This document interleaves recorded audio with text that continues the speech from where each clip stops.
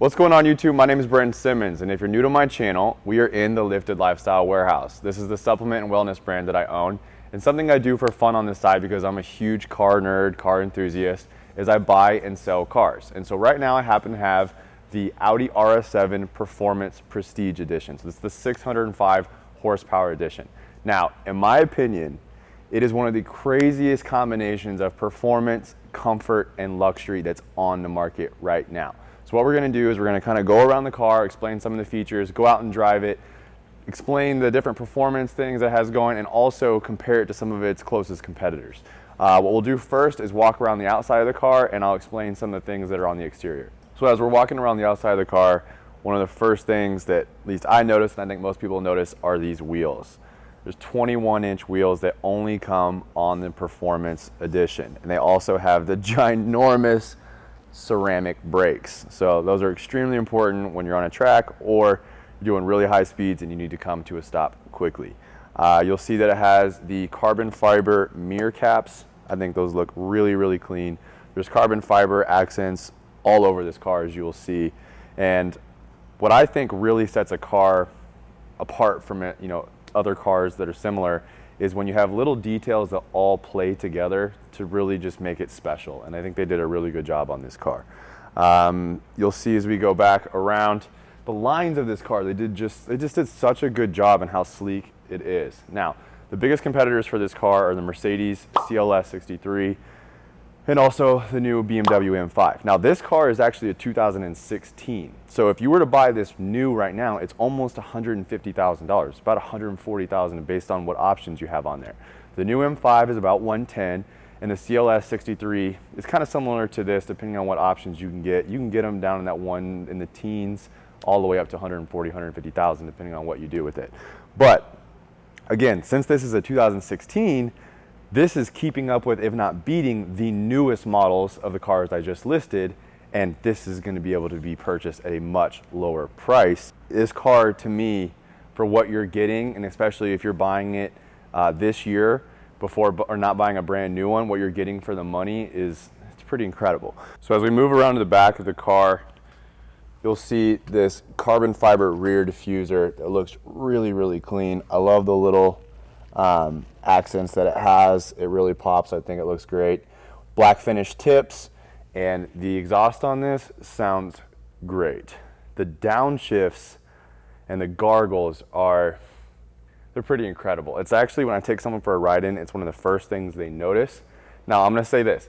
It's not going to be the downshifts of a Huracan or even the R8 V10 Plus, which is made by obviously the same manufacturer, but it's not really supposed to be. It's like the combination. It's like you're still getting that performance, but it's not overly aggressive. It's a high performance car, but yet it's still classy. So you hear it, you know it's there. You know it has 600 horsepower if you know your cars, but it's not so loud and aggressive that it almost takes away from what it's supposed to be, if that makes sense. There are cameras and sensors all over this car, and when we get in, I'll show you on the actual screen itself.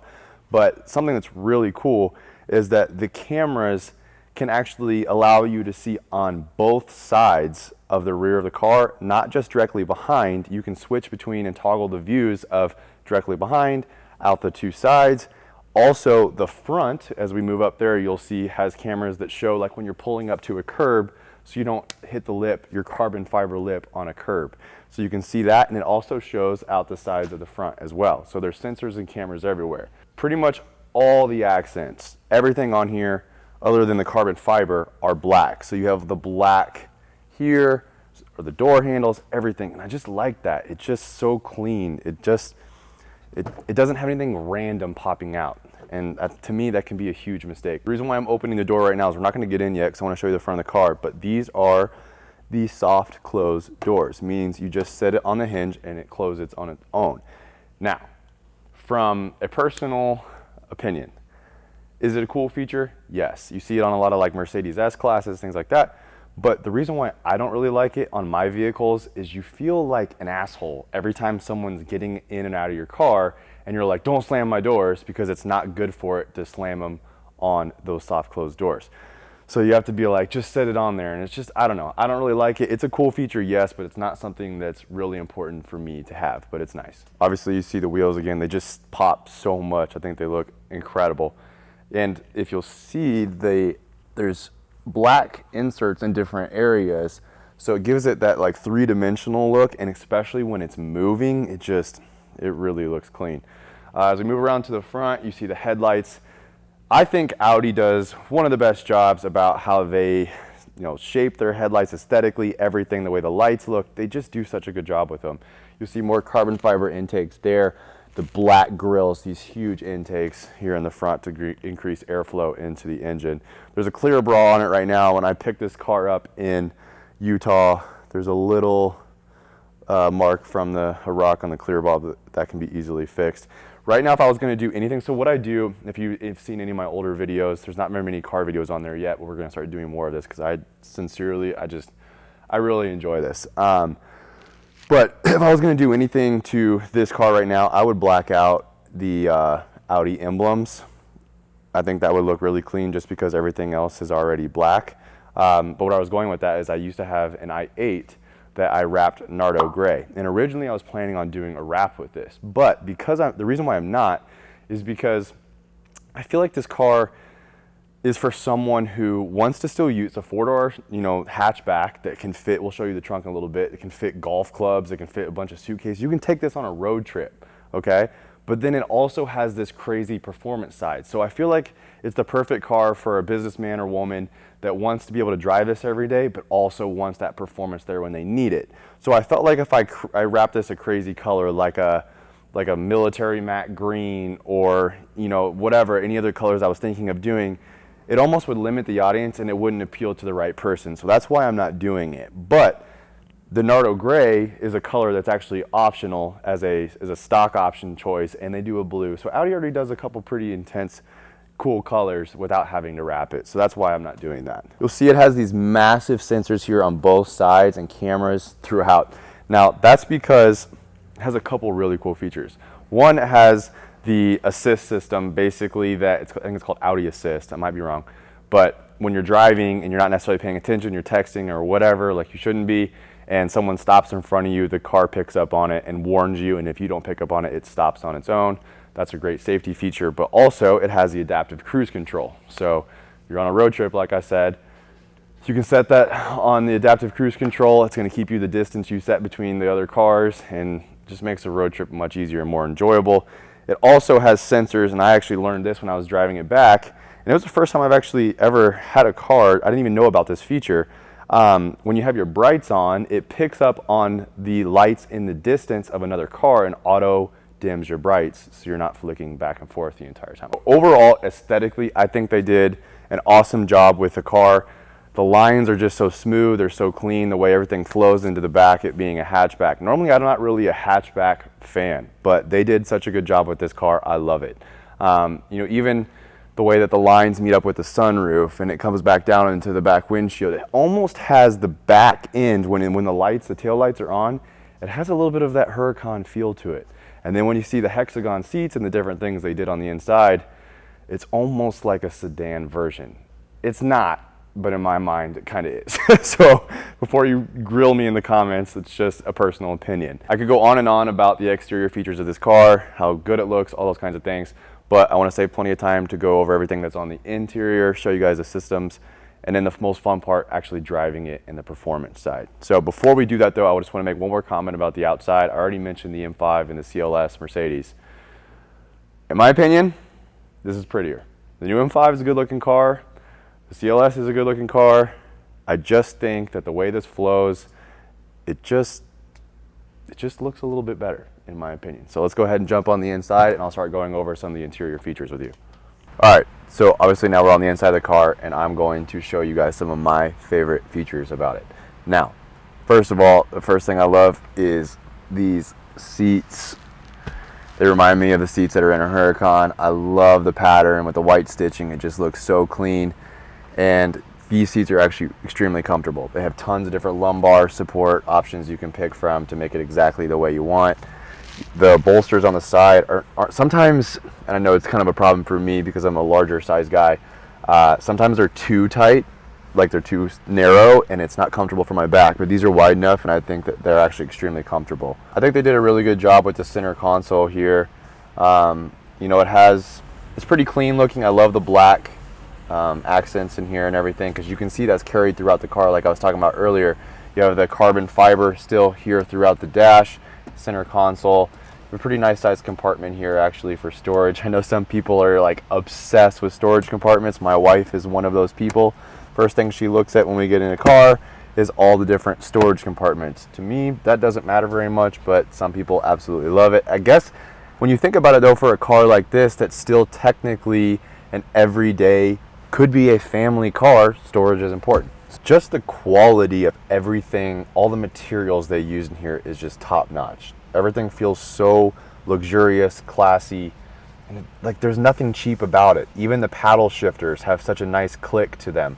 They're solid. They have texture on the back so your fingers don't slip off. They did everything right. They paid so much attention to detail, having the RS on the top of the gear shifter, the leather wrap on it with a perforated leather, with the stitching that matches the seats. Everything in here is fluent and they did an excellent job. So I'm going to run you through the infotainment system a little bit. Not too much because I don't want to get too long. There's a million things on here we can do and I can show you. But everything is still done through this knob here in the middle. Just like that. Very simple. There are some shortcut buttons that you can see there on the screen. Goes straight to the nav. We'll show you that really quick. I think this is so cool because it is a actual satellite map.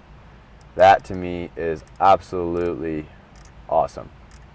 And it's also in the dash as well. I don't know if it'll let me right now while we're sitting here.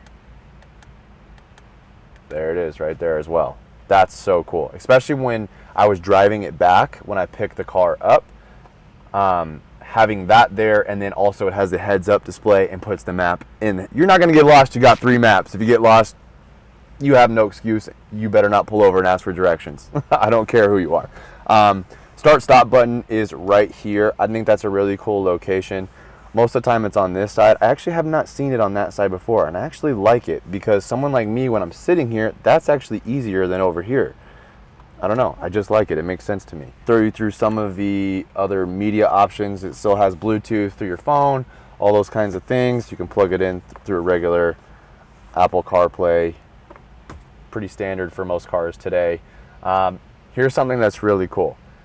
And if you're a performance person, there's just something about having a speedometer that reads 200. When you have 200 on the dash, it just makes you feel fast. I love that. I think that's really cool that it's there. It has the RS7 in the dash.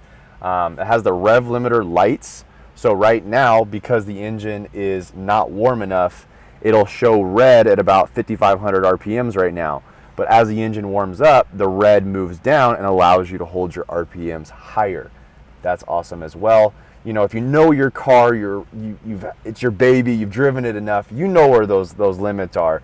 But again, if you're kind of a new driver or you're not an expert, you need a little help from the computer, that does come in handy that's there. Here's another really cool feature. And I actually figured this out right when I purchased the car because I was trying to put my address in to head home. Instead of, you can scroll through here and select the options if you want, or you can draw the letter you want or number right there on the pad. So if I want to enter in a house number of a 5, I draw a 5, and there it is. I love the doors on here. Thing's gonna start yelling at us. Has the suede here on the inserts with the carbon fiber, and it has the Bose speaker system. The speaker system in here is absolutely awesome. Even if you're someone that likes a lot of bass, you can go in here and adjust it, turn the bass up, and there's plenty of bass without having to put a sub, something like that, aftermarket in there. This button here, you hit the car button, and you can pick your drive modes, and we'll show you more of that when we start driving, but you can go into individual and set all the different individual modes that you want specifically on how you want it to drive, and it lets you get extremely detailed with all these different things on how you'd want it. So this is great for somebody who they still want really aggressive steering, they want aggressive acceleration, they want the revs to hold, but they need a little bit more help when it comes to controlling the car, setting this up individually so that way traction control is not turned off, and that just makes it a little bit easier to drive when you're wanting to be aggressive. You see that it has the Quattro badge in here that has the iconic Audi Quattro drive system. It's a four-wheel drive, all-wheel drive system. Now, it's not that simple. It's much, much more complicated and advanced than that. It actually picks up through its computer where the torque needs to be sent and dispersed according to what reading the tire is sending back to the computer. So if you're going around a turn and it's saying it needs to put more torque on the inside or the outside tire, it does that for you automatically. Enough going over all the interior things here. You know, there's a lot of cool, there's a screen there in the middle. I showed you the map there. There's tons of different options you can go through, your phone, the radio, you know, all these things. But that's not why I would buy this car. I mean, this car is cool, it's comfortable, but that's like a bonus. The reason why I would buy this car is because of the 605 horsepower that are in it. So let's go drive and we'll show you what this thing can do.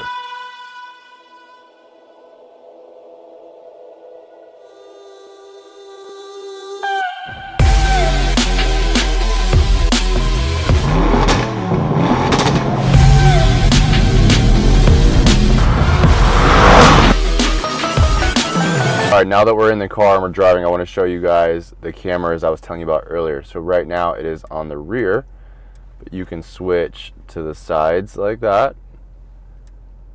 There is a front view, rear, and the back two corners as well. That is, I've never seen that before. And then the overhead view is like a little, so you can see when you're trying to park, parallel park, whatever, it helps you with that. So we're going to drive around a little bit and we'll start talking about performance. We are all the way up in North Scottsdale right now, and this is a spot where the dealers around here take you on test drives because there's never any police officers around here. And I mean, I've driven Ferraris, all kinds of things up here really fast because they always say there's no cops. First thing that happens when we get up there is there's a cop sitting back down a dirt road behind a tree just waiting for someone like us to be making a car video and go by doing 150 miles an hour. So we're not going to do that. This is a 30-mile-an-hour street. We're going to have to take it easy for a little bit, drive around and see if he's gone. He did drive away. So but right now we'll just go over some of the basic things. Earlier when I showed you guys on the screen that you can change back and forth between the different driving modes like dynamic, comfort, those things. I'm trying to think of words to explain to you what it feels like when you switch between a dynamic mode into then comfort. It is so incredible how you can be driving extremely aggressively. You know, when you're in dynamic, the suspension turns up, tightens up, the steering is sharper, the acceleration is much more exaggerated, the downshifts are more exaggerated. It's just a much more aggressive ride. As soon as you switch into comfort, it's like you're driving an S-Class Mercedes. It's crazy how from one button you feel like you're going from an exotic sports car in the way that it feels when you're driving with that power and the way the gears go through, like just everything, the way it feels, the way it shifts. And then one button you feel like you're in an S-Class, or I guess for an Audi people, they don't get mad, in an A8. So that would be their version of it. The new BMW M5, as I said earlier, is one of the closest competitors to this. It also has 600 horsepower. The new E63S Mercedes, it also has 600 horsepower.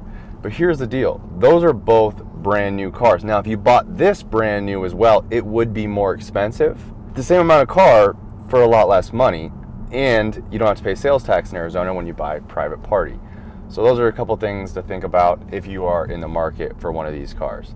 So we will show you under the hood, but what's lying under there is a twin turbo V8 that produces 605 horsepower and over 500 pound-feet of torque.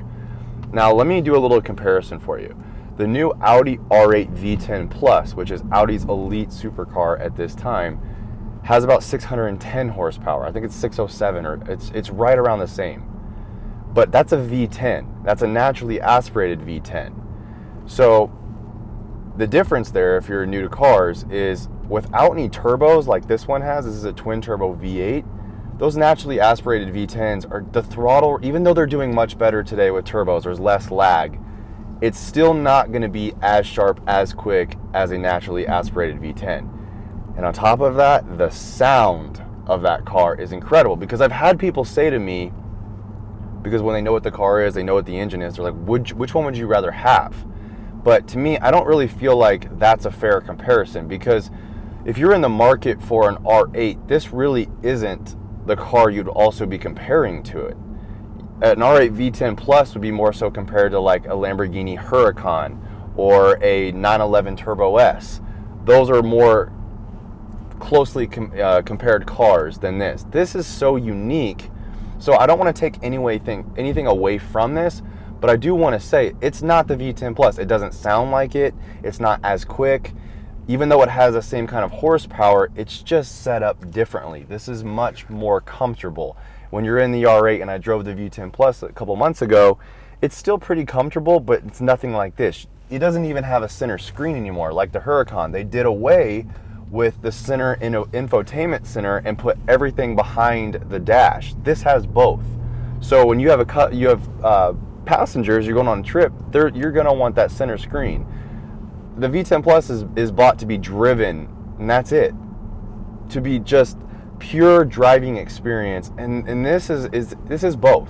So that's what it comes down to at the end of the day, is what are you looking for? Are you looking for a supercar that's going to be a supercar every time you drive it, or do you want something like this that could actually be a daily driver? I know it's a little expensive, but a lot expensive, but a lot of people that can afford it would actually select this as a daily driver, and then also can have that performance there when they want it, which is a pretty unique combination in my opinion.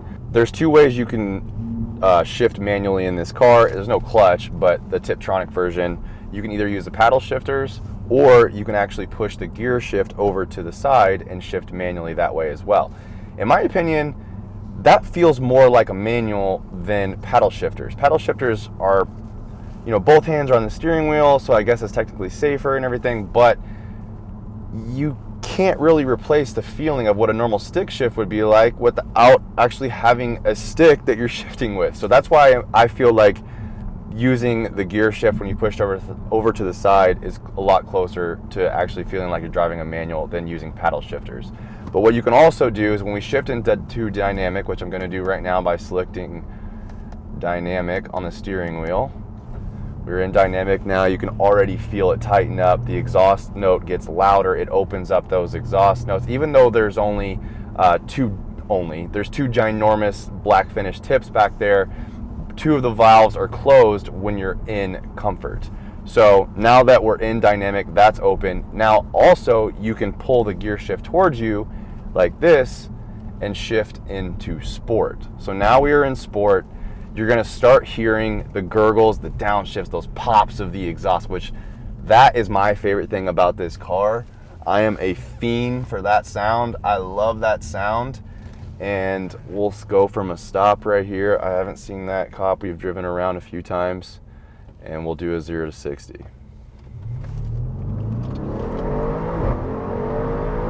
And we're there. That, to me, you can't replace that feeling. It's the best feeling in the world. Going fast, that kind of acceleration, that torque, that force pushing you back into your seat. You can hear those downshifts right now. Every time I let off the gas, I don't know if you can hear that, especially here. We'll go into in a manual mode, and I'll start shifting, doing it myself. It'll just start popping pretty much on demand. The shifts are so sharp, so incredible. The downshifts too, and I will say this is something that if you're an enthusiast and you actually like using paddle shifters, something that some cars don't do necessarily a very great job on is the responsiveness of the shifts with your paddle shifts. This is pretty much instant. You can't really beat it. Just let Jorge out. We're gonna do a couple 0 to 60 shots from the outside.